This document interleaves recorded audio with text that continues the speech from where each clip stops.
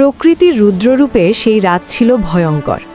আকাশচেরা বিজলি আর ঝড়ের তাণ্ডবে দিশেহারা পৃথিবী। ঠিক সেই দুর্যোগের মাঝেই আকাশ থেকে ঝরে পড়ল এক অসহায় প্রাণ।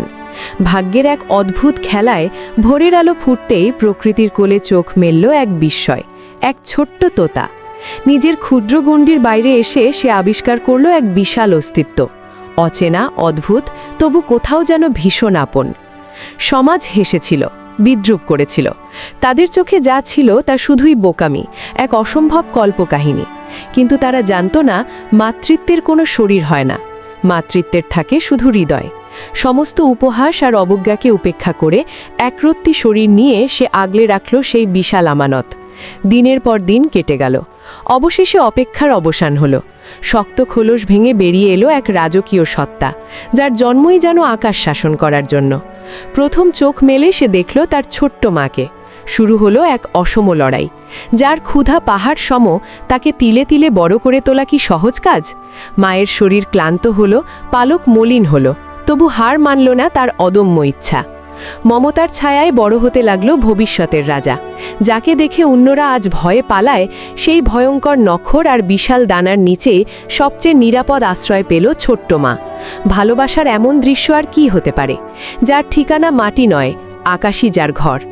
হাজারো চেষ্টার পর একদিন সে ডানা মেলে দিল। বাতাস যেন ফিসফিস করে বলল, রাজার জন্ম হয়েছে। কিন্তু বিপদ কখনো আগে থেকে জানান দেয় না।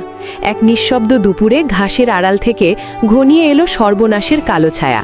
হিংস্র চোখ, বিষাক্ত নিঃশ্বাস, সামনে শত্রু, পেছনে দেয়াল। পালানোর কোনো পথ নেই। ভয়ে জমে গেল ছোট্ট প্রাণ। সব আশা ছেড়ে দিয়ে যখন সে চোখ বন্ধ করল, ঠিক তখনই আকাশ চিরে নেমে এলো বজ্রপাতের মতো গতি নিয়ে। সুপারহিরোর মতো ঠিক বিপদের চরম মুহূর্তে শিকারী নিজেই পরিণত হলো শিকারে। আকাশের রাজা পাতালের ত্রাসকে তুলে নিল মেঘের রাজ্যে। তারপর এক মহাকাব্যিক পতন। অশুভ শক্তি হারিয়ে গেল গভীর অতল গহ্বরে। ধুলো উড়িয়ে মাটিতে নামল সে। চোখে আর শিশুসুলভ চাহনি নেই। সেখানে জ্বলছে এক লড়াকু সম্রাটের দৃপ্ত আভা। ভয় আর বিস্ময়ে মা তাকিয়ে রইল। শক্তি যখন ভালোবাসার কাছে মাথা নত করে, তখনই জন্ম নেয় ইতিহাস। সেই ভয়ঙ্কর ঠোঁট আজ আঘাতের জন্য নয়, আজ তা ভালোবাসার পরশ বুলিয়ে দেয়। যারা একদিন বিদ্রূপ করেছিল, তারা আজ নির্বাক, লজ্জায় নত তাদের মস্তক।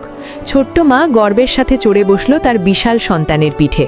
নিচে অরণ্য, ওপরে অনন্ত আকাশ। তারা উড়ে চলল দিগন্তের পানে। সূর্যাস্তের সোনালি ফ্রেমে লেখা হলো এক অমোঘ সত্য, ভালোবাসা কোনো শরীর চেনে না, চেনে না কোনো আকার। ভালোবাসা শুধুই অনুভব। গল্পটি যদি আপনার হৃদয় ছুঁয়ে যায়, একটি লাইক দিন। আর এমন অসাধারণ গল্প নিয়মিত পেতে আমাদের চ্যানেলটি সাবস্ক্রাইব করে বেল আইকনটি বাজিয়ে রাখুন।